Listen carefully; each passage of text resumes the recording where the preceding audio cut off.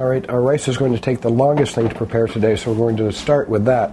We're going to start by making vegetable stock. Now we're going to be using vegetable stock in 2 of our dishes today. So when we're making rice, we usually add 1 cup of rice and 2 cups of water. But because we're going to be using this for 2 dishes, we're going to go ahead and add 3 cups of water. And we're going to bring this back to our burner. We're going to turn our burner up to about 7.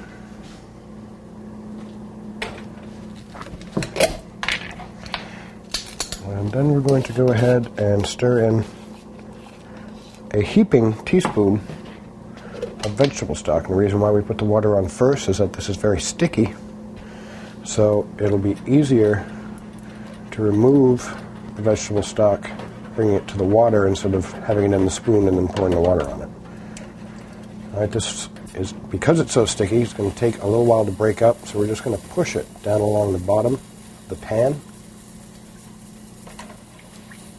And then when it's done, we're probably going to stir it one more time to make sure that all the pieces are broken up.